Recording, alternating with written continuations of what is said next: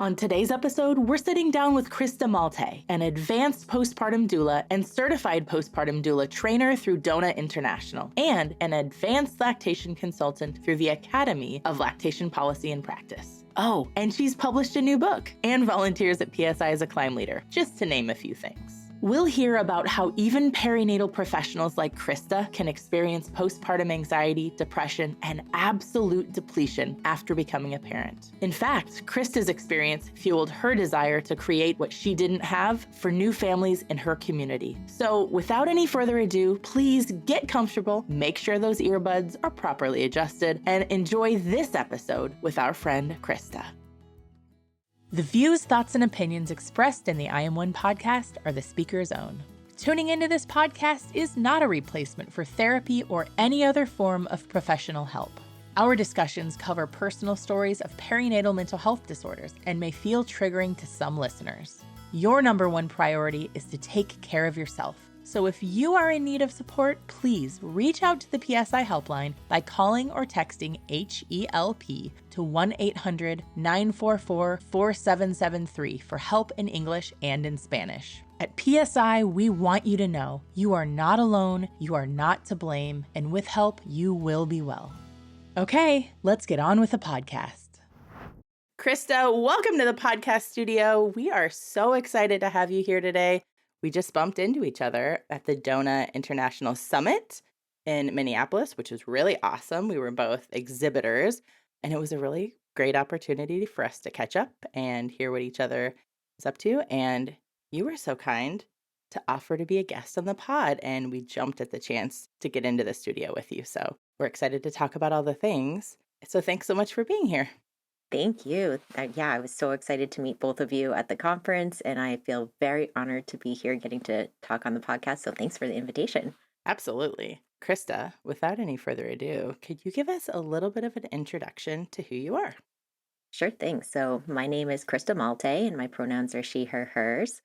I am the founder and owner of Relief Parenting Respite and Resource Center in Hampton, New Hampshire. I'm an advanced postpartum doula and postpartum doula trainer with DONA International, an advanced lactation counselor, and I am the mother of 2 boys. I have a question. What is an advanced lactation counselor? Oh, good question. So I originally took my CLC, the Certified Lactation Counselor certification, and the ALC, the Advanced, is essentially the next step up from that. And ideally, at some point in my life, I'd love to pursue becoming an IBCLC, an International Board Certified Lactation Consultant. Oh, I didn't realize that was the cool. I Tier. definitely learned something new right now. Awesome. Thanks. Yeah. Well, Krista, could you tell us a little bit more about the role that perinatal and mental health complications have played in your personal life, your professional life, all that? Absolutely. There's so much influence. I had been working as a postpartum doula for almost 8 years before having my first son. And so being a postpartum doula, supporting families in their home after the birth of their child or children, perinatal mental health complications are always very present during this time. And so seeing a lot of families with different struggles, so many different, manifestations of that. I definitely did not have rosy colored glasses going into my first parenting experience. And so I did, as much as I could to try and prepare myself. But when I had my first son 10 years ago now, I was really surprised at how real, how intense, how isolated and frustrated I was by the whole experience of being a parent. I always talk, it's like, the both and situation. It's both wonderful and joyous and loving and exciting and all the real things. And for myself, I really had always kind of suffered with anxiety, but that was exponentially exacerbated by having my son. And even though I was, my background, I have a degree in family studies, I had all of these years of experience being a nanny and then a postpartum doula, I was still like a puddle. It felt like I was a puddle. And so my anxiety turned into a lot of depletion. I would tell anybody who would listen to me, I'm so exhausted. I'm so tired. And they were like, yeah, that's new motherhood. Like, buck up, How'd that feel when you heard that? Yeah. Definitely isolating, right? It's like one of those things where it's hard enough to advocate for ourselves. And I think even though people hear all the time, just say what you need or ask for help, it's hard to put yourself out there.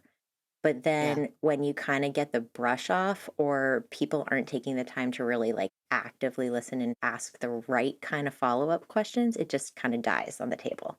Mm. And I remember one particular time where I was trying to be really open and vulnerable and saying, like, I'm really struggling. And this person who's close in my life said, "What exactly are you struggling with?" And I can understand now what they were trying to do. But at the time, it was too much of an overwhelming question. And I couldn't even really articulate like everything. Like, what do you mean? What am I struggling with? I'm struggling with Hello. everything. Yeah. Mm-hmm. So Right. my depletion and my anxiety turned into depression, and I really struggled for quite a long time. All of that really then became a catalyst for me professionally, trying to help mitigate the same kind of experiences and the same kind of isolation for other people and other parents in my community. So, that lived experience of struggle, which resonates for so many people, I now really openly talk about it, and I use it as a form of advocacy, and it's definitely shaped like my professional life now too. Yeah. I feel like every guest we've had has said that they became what they needed. Absolutely. Yes. Did you feel any of those like feelings of depletion and higher anxiety and things like that before while you were pregnant too, or was it just postpartum or? You know, I had always wanted to be a mother. That's something Hmm. that I always was really excited about, planned for years. And then when I actually got pregnant, I was fortunate that I got pregnant immediately. And one of those things where my husband and I were like, "Are we ready? I don't know. Well, I guess we'll just try." Oh, we're ready now. There's a baby. Like we're gonna Very have a baby fertile. now. Very, Yes. All yep. the things are working. Yeah. Yep, which was great. And I totally started freaking out. And my first anxiety and fear was, are people lying about having kids? They always say, like, it's so wonderful and it's hard, but it's worth it. But then I really started questioning, like, oh my gosh, what if people are just lying because they have to say that? They have their kids and they have to say that. So I really had a hard time with that in the early months, just like, are people lying to me about this? Like, is it really going to be okay? Am I really going to love this baby? I want this baby, and I'm also really miserable. I was Mm. really sick. That was going to be my follow up question. What made you wonder if Mhm. people were lying? Okay. Yeah. So I was really sick. I knew I was pregnant at week 5. And so I had been working as a postpartum doula and always anticipated, oh, I'll just continue to do my work until, the baby comes and then I'll take some Hmm. time off. But that really changed things. I abruptly was like incapacitated and could not really function. I had such bad nausea. Was it like hyperemesis level or? I've questioned that a lot in the past. So I chose to have a home birth, and I felt really supported by my care team, the midwife and the assistant midwife and the birth doula that I had. But even early on, I think because I was not throwing up, people didn't understand how debilitating it was. So I didn't ever get officially diagnosed, but in the learning since then, I questioned, like, I wonder if this falls in line, because I did end up Mm, taking some medication and so forth. But that early experience of like absolute misery and like not being able to function and feeling really isolated, all of that started really early, like week 5. And then yeah. questioning, like, oh my Ooh. gosh, is this really worth it? Like, this is really mentally and emotionally hard. It changed the dynamics, it changed the relationships, it changed my work setting, like all very Mhm. abruptly. So, in thinking about this right now, actually, I'm like, well, yeah, Krista, looking at this, I'm like, check a little risk box off right there. Yeah, exactly. Well, thankfully, actually, I'll back up. Thankfully, into that second trimester, I started feeling significantly better, which was Awesome. great. And I'm very appreciative of The that. second trimester is where it's Oh at. man, I the loved that. golden trimester. It's so great. Uh-huh. But I also, in retrospect, I think because I felt so significantly better, I just started taking on too much. Oh. And that impacted me later too. So, for instance, I was in a prenatal yoga class trying to take care of myself, get connected in the Hmm. community, right? Here's another form of advocacy for myself, right? And there was a person who was in the prenatal yoga class, and she was like, "Oh, you're pregnant too? I was going to reach out to see if you could be my postpartum doula when my babies are born." And I was like, "Well, I'm going to be taking a little bit of time off, but when are you due?" And she wasn't due for a couple of months after me. And in my unknowing and Wait, in but was it twins? You said mm-hmm, babies? mm-hmm, Oh no. mm-hmm. I see where this is going. Yeah, right. It's Uh-oh. so much easier to like see it when you're not in it, right? Uh-huh. So I was like, well, she really wants my care. We've got some time. It'll be okay. So I agreed that I was going to work with her and she was going to be like my first client after having my son. So you can see where this is going, right? So I ended up having my son. She ended up having her children just a couple of weeks after me. And I said, Oh. I set that boundary like, I'm not ready to come back yet. Here's, a backup or whatnot. But I already had that kind of commitment of I'm going to go back to work and I'm going to be supporting this family in this postpartum doula capacity. And it was definitely too early for me. But I felt really obligated to pursue. She was fantastic. The family was wonderful, but mentally and emotionally and physically, I was not ready to get back into that position. Mm. So that really, I think, really spiraled the whole depletion part of things Mm. Yeah. and very much impacted. So that like mental health depletion part started in pregnancy, very much accelerated after having my son. And it got to the point there was two things. Like I took on too much and I'm realizing that changed when I had my second son. And then the other part of it was my son had some kind of an intolerance. We couldn't quite figure out what it was. And I was exclusively breastfeeding, and that was really important to me. And so trying to figure out why was he waking up every 45 minutes around the clock. He would wake up, he would cough and choke and sputter because he had some reflux, and then he'd go back to sleep. So like 24 hours a day, 7 days a week, every 45 minutes or so. So sleep deprivation was absolutely, Full blown. oh, Yeah. Yeah. brutal, brutal, brutal. And you're So like, I okay, was, astronauts can sleep vertically. Is there a way that we do that for the baby? Hear me out. What are my options? Can we get a Velcro wall, please? yeah, that would have been That would have been weird. great. And so, like, I was getting to this point where I ended up like doing an elimination diet. And at one Mm. point, I was dairy, soy, gluten, egg, and nut free. So, again, if we think about like anxiety and trying to control a situation, Mm. food became one of those things because I was doing it for him and help Mhm. him feel, safe. And as we were trying to figure it all out. So, like, all of this like perfect storm kind of combination, in addition to the fact that even though I had, all this background and was connected in the community, I really felt a lot of isolation. My friends were having babies at the exact same time, so they were all taking care of their families. My mom lived out of state, so she was far away from me, Mm. and my mother-in-law worked full time. So I mean, I didn't have the kind of like social supports that I really needed either. And so I was getting to the point where I was losing more than a pound of weight a week. My hair was falling Oh. out. My Oh skin was a no. mess. Oh, wow. And I was just, like I said, a puddle. Okay, so you're depleted and you need help. How do you reach out? Like who are you? Are you talking to people? Are you Yeah. saying things? hmm Are people I noticing? I did try and talk. And again, I think it's really hard. And this is something I'm really passionate about. I think culturally, we keep telling people, like, ask for help, say what you need and so forth. But it's also putting that burden back on the person. And in my head, I thought I was doing what I could to ask for help. I thought I was talking to people and so forth. But I clearly wasn't doing it in a way that articulated how much of an impact things were having. Mhm. And there's only so much that other people can do, right? If they're not particularly understanding or specialists of things. And that anxiety really became a huge barrier for me to get help, right? So it just like completely exacerbated this whole loop of depletion because I knew I needed help. I would try and ask for help a little bit, but I also felt this huge pressure as a professional to know what to do. And Right. that was my own pressure, but I also had that kind of pressure from other people that were in my life. Ooh. So when I was pregnant, as like a really clear example of this, when I was pregnant, I was with a group of friends and somebody said, let's take bets on how long Krista's baby's going to sleep.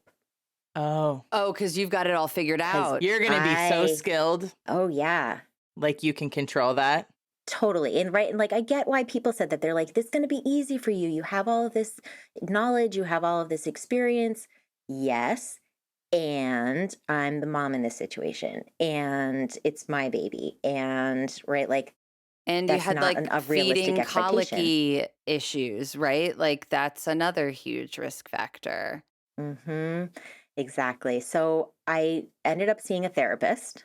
I tried Oh, to go back to great. somebody. Yep. I tried to go back to somebody who I had worked with before getting pregnant. However, this person was not skilled in perinatal mental health. Oh, And she told me, even though I had advocated saying, I really think it's to the point where I need medication, she's like, well, you can't because you're nursing. oh And even no. though I knew that professionally, that was not correct. I was so dejected and I felt so unsure of what my next steps were. It took quite a long time. And so eventually I got connected with somebody who was particularly a perinatal mental health specialist in my community. And she was kind enough to just like talk with me on the phone to say, did you know you could even just go to your primary care provider? Which I couldn't even remember. That was not even something I could get to. Oh, Right. And so she said, start there, talk with them, and they might be able to even prescribe something like Zoloft, sertraline. And so that's what I ended up doing. And then she helped me also connect with somebody else in my community who is more of a specialist who is able to completely change my life. And so, I think as hard as it is to keep asking and keep putting yourself out there, that is really so important is to just keep doing what you can until you find the person or the people who can take that next step with you. Yeah. Okay. So that was the first pregnancy. Did all of this happen before baby number two came along? Oh, yeah. And was that experience different? hence the So, delay, right? yes. So, once I started getting myself more supported and in order. So I was on medication. I had a therapist. I was starting to feel better about life. I had restructured things so that so I had like stopped working as a postpartum doula. And instead, I was home and I was taking care of my son and a close friend's baby as well. And I talked to my husband and I was like, okay, I think we should sell our house. And he's like, what? And I was like, let's think about this really. Like, we're both stressed. We're both really struggling. Like, let's just get rid of as much responsibility as we possibly can. And so it took a little bit of time, but we ended up selling our house and moving into an apartment where we didn't have to deal with all of the maintenance and the snow removal and all of that kind of stuff. Oh, And I was able to feel a lot better and be in more community and blah, blah, blah. So that was a huge shift. And it was like 3 years before I had my second son, in part because I really needed to replete myself. Mm-hmm. And we were making these changes to prevent having another really hard situation happening the second time around. And honestly, my husband was like, no, I don't want to have another baby. He's like, mm, you were sick. This was so hard. We were both like really struggling. And I think that that's something else that I think is important to talk about is like my struggle, I'm very open about, but that also had an absolute direct impact on my husband and Yeah. his struggle. And in retrospect, he can see how much he was struggling. But again, there's so few resources, particularly for partners. And so that was a barrier for him too. And so having kind of all of that, it really delayed us having a second child. But long story short, we did end up having a second child and things were much better because we had really restructured our lives and I had done a better job for myself of like learning skill sets and getting connected in the community so that I was already much more prepared the second time around and had already kind of made that really tough transition into like parenthood. So, I think that's really incredible that when you were maybe considering having another child or talking about it or whatever, you actually downsized or like reduced your responsibilities at home, I think a lot of people are like, oh, we need more space. We've got another child coming. And then, bigger house, more room for Hmm. mess, like bigger yard, more responsibilities. Right. More leaves to rake. Yep. For example, It is Hmm. October when we record this, so that's really on the nose for all of us, I it's think. November, Emily. It is mid-November. Listen, I don't know what's happening, okay? Okay. The struggle is real. Yeah. Anyway, Yeah. the leaves are falling in any case. But that was incredible. Yep. It was very countercultural. And a lot of Mhm. people were like, what are you doing? But it Yeah. worked for us. It Yeah. really did. And we stayed there That's some out until, of the box thinking. Yeah, love it. Mhm. yeah, thank you. Yeah, it was very much, it was awesome. It was exactly what we needed to Mhm. be able to take care of our family, and take care of ourselves more than we had been able to before. Mhm. And I was adamant that we were never going to own a house again. And then the pandemic happened. Oh. And our Oh. kids started getting older. And I was like, Ah. oh, look. But I happened to just drive by this house and be like, I want to live there. And then Was it for sale? it was for sale. I Oh. had no intention whatsoever of buying a house. And then I drove past this particular house and was like, Mhm. ah, this is where I wanted my kids to grow up. And then I came Mhm. home and was like, so, honey, I found this house. And he's like, oh, Uh-oh. He's like, what? But he also is a really good sport. So when my second son was about a year old, I had this kind of epiphany of, okay, I struggled so much with my first son. We made all these changes. There's got to be a better way, because even with the second son, right, there's other logistics and there's other struggles. And I still had anxiety, I still had depression, and it wasn't as bad because I had been on medication. I was already with a therapist. And so it was able to really just like stay on top of things and felt significantly better. But there's always that struggle. And then there's the Mhm. logistics of now you've got an older child and a baby and all of that. Right. But I had this kind of epiphany of like, wait a second, I am qualified to make change. I have a background in family studies. I've got all of these years of experience being a doula. What do Mhm. I wish I had? And I started like piecing together all of the things that I wish that I had. And then my husband, one day, I'll never forget this. He came walking down the stairs and I was rocking my second son like in the stroller in the living room, like back and forth just to try and like help him to fall asleep. And he walked downstairs and I said, I think I want to open a nap house. Oh. He I just mean, looked at Oh. me with this like resigned, like, here we go. Okay. And that is how Relief Parenting Respite and Resource Center started. Ta-da. nice. AKA the Wow. nap house. AKA The the nap napping house. house. Oh, Yes. flashback to a Book. picture Uh-huh. book. Yeah. Yeah. Yeah. Yep. So yeah, this whole journey of like mental health complications has been very pivotal in my life. Go ahead, Emily. I was going to say, so where in the timeline of all of this did you learn about PSI? Or were you already familiar? I had already been familiar, Ah. but again, like working as a postpartum doula, had known about, mental health complications and screening and so forth. But again, you can't do that for yourself in the same way that you can for others. Mhm. Yeah. And I was probably at least a year, maybe two after my first son was born.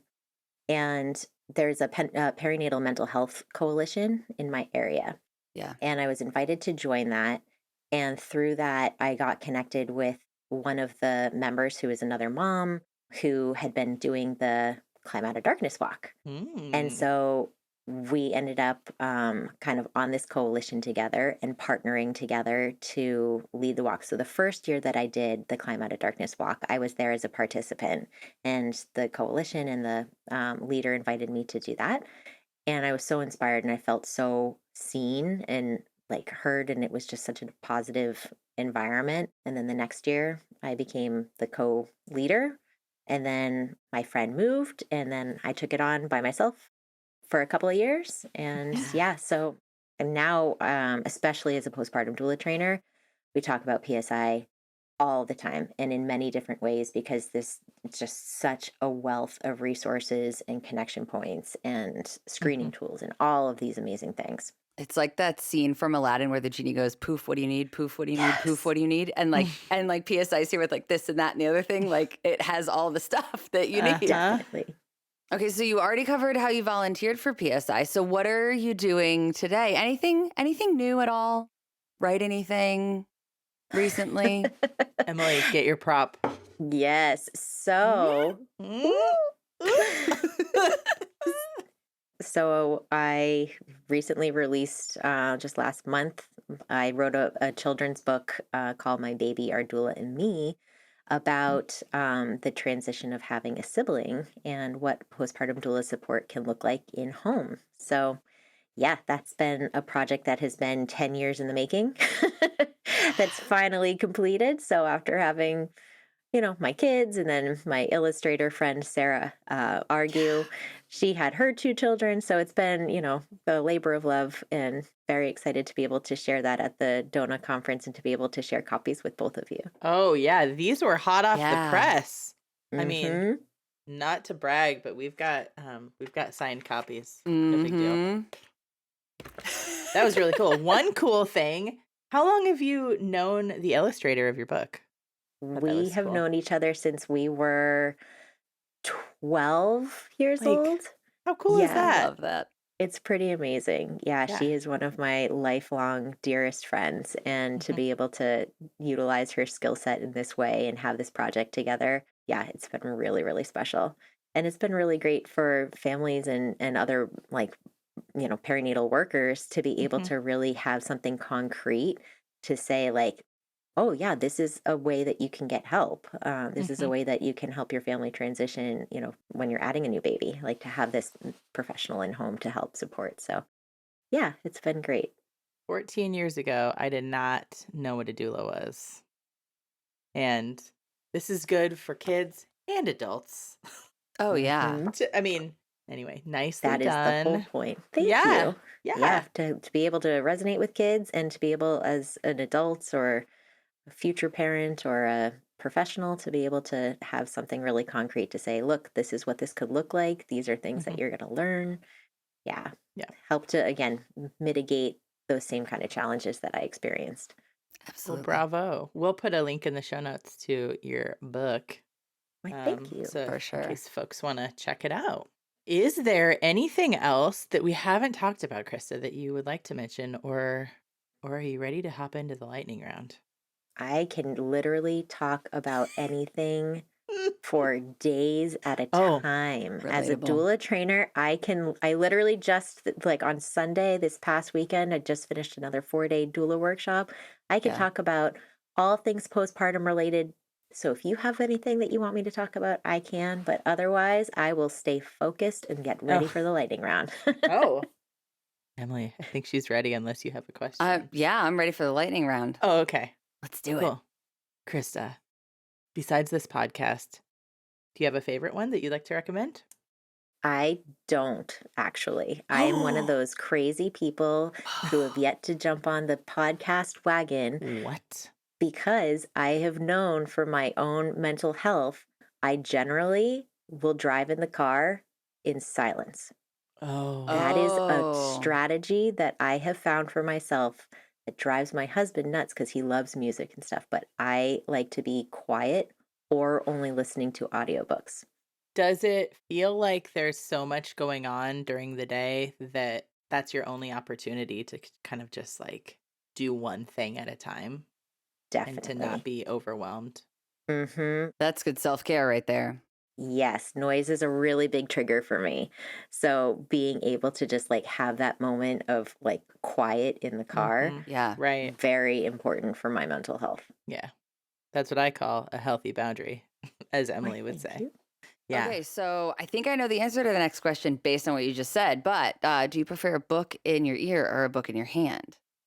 Ooh, if I could, it would be in my hand, but realistically, it's Mm. in my ear. Relatable. So if I do listen to something in the car, it's almost always an audiobook. And I just started, at the recommendation of many different people, The Eye of the World by, I think it's Robert Jordan.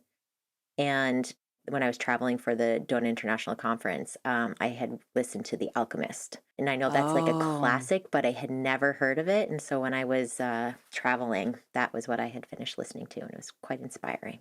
Nice. Krista, next up, what's your go-to for a quick mental break? Oof, I love going for a walk. Being Mm. outside, going for a walk is really great. I love puzzles. That's Oh. another like quiet and feels accomplished and just Mm. focused. Love me some puzzles. Is it okay for people to join you, or do you need to do it by yourself? And follow up, is it okay to talk to you while you're doing it? good These are question. really important questions. Yeah. It Hard depends hitting. very much on my mood. Sometimes if people want to help, I'm like, okay. That's not But I how you sort have it, to but be, yes, okay. exactly. Exactly. And other times I'm like, nope, leave me in my puzzle alone. As for the talking, I generally kind of zone out if people start talking to me and I'm like, all right, then I'll like turn and get some attention. But the other like go to is I love cuddles. I love to be like snuggled Oh, up, especially with my boys. Even Krista. though my oldest just turned 10, my youngest is 6, I'm like, give me some cuddles. And Did they that just indulge you? like, yes, which Oh, I good. always say I've conditioned response to them to Oh. give me cuddles. And they're very snuggly. So I appreciate Mhm. that immensely. And that just helps to kind of reset stuff too. Hmm. What's your best parenting hack? Hey, Sorry, did I jump in? Is it your turn to ask? yeah. I'm sorry. Hey, Krista, Krista, what's your Emily. best? Emily has a question for you. Krista, what's your best parenting hack? I recently have figured out for myself that I'm never going to keep up with all the laundry, and my husband can't keep up with all the laundry. So now I started this bucket system, and I have a little laundry basket for each of my sons. One of them gets one for each, and then they get one for like their socks and their underwear. And we dump it in, get it washed, put it in the dryer, and then they just sort it. They don't fold it, nothing, and I don't have to fold it Oh, into shirts and pants. and And then so it's they just put it in a away. bucket. Yep. And that has been a huge hack where we just don't even bother sorting. It's just here's your basket, dump it in, get it washed, get it dried, and go sort it between the tops and bottoms. And we're not even going to attempt to fold. No folding. You know what? That always bothered me. I would spend so much time once all my kids got to bed, and it was like, okay, finally some time to myself. But it was like spent folding laundry, and then they would just ravage their dressers, and They're I would be looking like, for one I shirt. would just twitch. Yeah. Well, that was an So hour and a half that was undone in 30 seconds. Yeah. Real glad I yep. did that. hmm My mom is horrified, but I'm the same way. Like I don't pair socks for my kids. Like they own one type of sock that Uh-huh. it means that no matter which two they grab, they're all identical. Too much to do in life besides sort things and fold it. You heard it So here that's my hack. first. Don't fold your laundry. Yeah. Okay. Krista, what is one way that you will show yourself a little radical love today? I take that quiet drive. That's like Mm-hmm. a common everyday occurrence. Yesterday, I took a nap. I won't Oh, be able to fit it in, but yesterday I had this little pocket of time in the morning and I've been going so hard with yeah. everything work and family Yeah. related. I was like, you know what? There's 1,000,000,000 things that can be done, but I really need to take a nap. And so Yeah. I did. And it was the right thing to do. That is radical. Yeah. Yes. I mean, how often does that happen?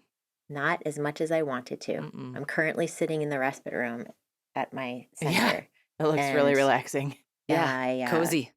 yes, and I have not utilized it nearly as much as I have wanted to, but hmm yes, when I can, sleep. Mhm. That's another parenting hack. Just sleep. Oh, Everything else will continue to happen and get done, but sleep, that's important. Yeah. yeah. Absolutely. Okay.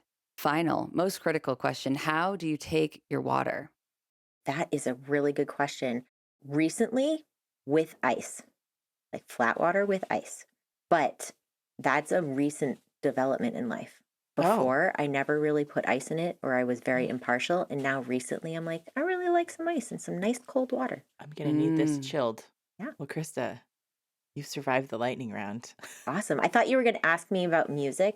And I have to Oh, say, I just want to do a little shout out here because yeah. I'm like, Okay, if let's I do do it. listen to music, I'm listening to some Taylor Swift. I know everybody in the world is, Okay. Yes. but I am one of the people who is also rocking out to some Taylor Swift. Me too. And that is another thing that I do for like mental health. I have a follow-up question. This is off script. Yeah, that's cool. That's fine. What era are you in? Ooh, I'm really digging Reputation. I'm like feeling a little sassy, Oh, Mhm. feeling like I need a little like boost and like, you can do this, you can get through it. Totally big Taylor Swift and Reputation right now. I might copy your homework later today. Do it. Krista, if folks would like to get a hold of you, how can they do that? They can hop onto my website, KristaMaltais.com, and then that can give you some more info about me and the different things that I do, whether it's get a copy of the book, attend a postpartum doula training, or if you want to learn more about the Parenting Respite and Resource Center that I have. So KristaMaltais.com. Remind listeners, whereabouts are you located again? In Hampton, New Hampshire. Hampton, New Hampshire. So if anybody's a local, reach out. If you're not a local, also reach out. Yes, because, everybody needs relief. And so we have a lot of people who are interested in like trying to take that same kind of concept and bring it to their communities. And that is definitely a long-term goal of mine for sure. Oh, yeah. Yeah. Got to get people some relief. Parents need support. Yeah.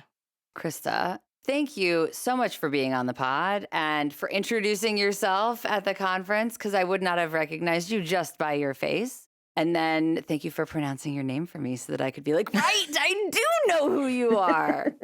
Yeah, it was great to meet you finally, because I've been like talking about you for a while, and it was great to kind of connect in real life and now hear your story. So thanks for coming on and sharing. Thank you very much for the opportunity. I've loved being able to talk with both of you, and it's been awesome to be able to get to meet you and give you a hug in person too. I like warm hugs. Me too. Thanks for tuning in to the I Am One podcast. Check out today's show notes where we'll drop links to all the important things that we mentioned in this episode. Please consider sharing about I Am One on social media and following and rating our show wherever it is that you listen to podcasts. It only takes a minute of your time and, well, that'll help our collective mission of bringing resources and local support to folks worldwide. From everyone here at PSI, thanks again for listening.